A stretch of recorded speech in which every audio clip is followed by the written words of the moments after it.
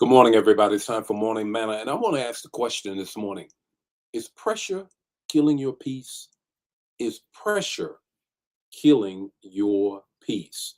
You know, we're in this Sabbath series this whole week in Morning Manna. And I want to continue the conversation that we have started on Monday. I want to lift this question up to you.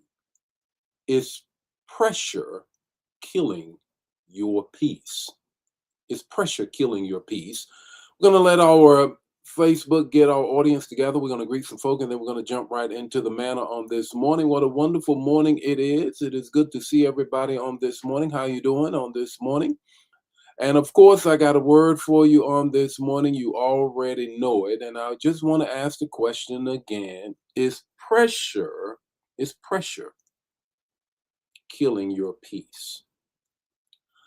Are you not peaceful because the pressure that you are under is killing that? That's what I want to talk about on this morning.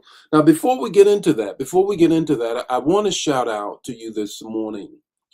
One of our morning manna fam who is regular, oftentimes she's the first one on. And so some of you who come later don't hear me call her name. And Ramona Dandridge, her father passed away. And so I want you all to make sure that you keep her in your prayers, her family in your prayers, and all of that. Her father passed away this week. So we want to make sure that we certainly lift her up in prayer. So I want to ask the question now, is pressure killing your peace? Is pressure killing your peace? Let's greet some folk and then get into the manna this morning. Good morning, Valerie. How are you on this morning? Deacon Joe, how you doing on this morning? Gerald, how are you on this morning? Deborah, how are you? Are you in the house on this morning? Ella, how are you on this morning? Vaughn, how are you on this morning? Jacqueline, how are you? LaFon, how are you doing on this morning? Here we are, Deborah, Sims. There are the two Deborahs are in the house. I feel better now. I can go and do manna. If they're not in the house, what can I say? The two Deborahs are here. Good morning, Laura. How are you? Brenda is here as well. How are you? Joel Grindstein, how you doing, man? All is well. Good to see you on this morning. Elder Mobley, how are you on this morning? Dan the man, how are you? Yep, you're back. Good. Star is back. Vicky is here. Minister Yolanda is in the house as well. You got some baptisms coming up here, Minister Yolanda. I'm glad about that. Jack, how are you? Carolyn is in the house. Brenda's sister is here. Bernice is here. Pamela is here. Erica is here. I want to ask this question this morning. Is pressure? Are you permitting pressure to take out your peace? That's what's hurting your peace. You know what? Can't even think straight. Running on fumes. How about that? Too busy to breathe. Which one? Take one. God says, sit down somewhere. How about that? God says, sit down. Go sit down somewhere. That's what he's saying. Go sit down somewhere. In fact, that's what we want to focus in on this morning, because pressure could very well be killing your peace. And so you're going to have to listen to God, who is telling you to go somewhere and sit down. How about that? That's what we're dealing with this morning. So let me get into it, and I can't wait to share this with you. Good morning and welcome to Morning Manna, where in 5 minutes or less, you're going to get an impartation with the text, the talk, and the takeaway. Join the Morning Manna fam every weekday morning at 8 o'clock Central Standard Time. Don't forget to put in the chat the revelation that you get and share the manna. Now, let's get ready to have some manna so you can make it through your day. God said, go somewhere and sit down. Here's the text. He makes me to lie down in green pastures. He leads me beside the still waters. He refreshes my soul. Let's give the context of the text. One of the greatest spiritual dangers in modern Christianity is living too fast to notice what is happening to our souls. We can attend church, serve faithfully, lead ministries, pay bills, answer emails, post on social media, and still be spiritually empty. What David is writing here in the midst of being in danger, he is saying, in all of this, God, you are my Father, and I will not be in want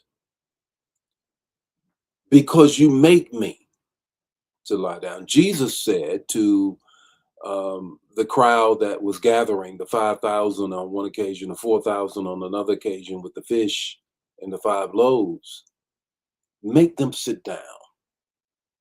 Can you say that to your neighbor? Go somewhere and sit down. God is saying, go somewhere and what?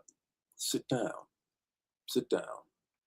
Sabbath is God's divine interruption, unhealthy of the unhealthy rhythms that you have.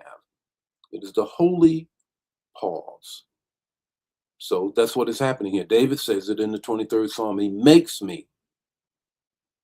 I can hear my grandmother saying, right now, y'all go somewhere and sit down. Because sometimes God lovingly slows us down so that he can give us what we need. 3 things I want you to get. The first thing is this: slow down. Slow down. Not everything demanding your attention deserves your energy. Let me say that again. Not everything that demands your attention deserves your energy. The enemy loves distracted believers because distracted people rarely discern clearly.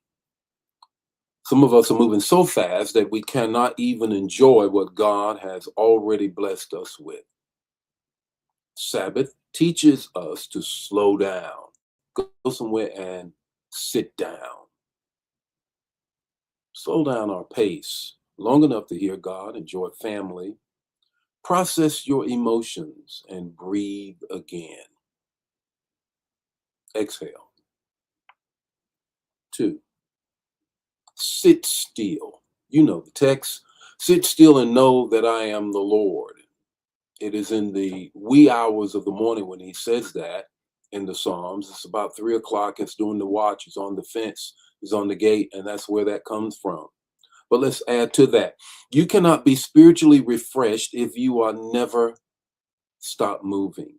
Many people know how to work in God's house, but do not know how to sit in God's presence. Martha was too busy. Mary went somewhere and sat down. So slow down, sit still, stay healthy. Here's the good news. Sabbath protects us from soul exhaustion. Burnout does not happen overnight. It happens slowly through accumulated pressure and stress. That's what I said. Is it pressure killing your peace? Unresolved emotions, lack of spiritual renewal. God designed Sabbath as protection, not punishment, to get to where he's trying to take you, so you have to steal away. Healthy rhythms create healthy disciples, healthy families, and yes, healthy churches. Sometimes the most spiritual thing you can do is stop and breathe and go somewhere and sit down. How about that? The Lord be with you today. May his face shine upon you, give you peace. If this bless you, bless somebody else. Don't keep it to yourself. Share the manna. I'll see you tomorrow morning with more Morning Manna, where we'll give you a trailer of the sermon that is going to be sent out to you on this Sunday. God bless you. Bye now.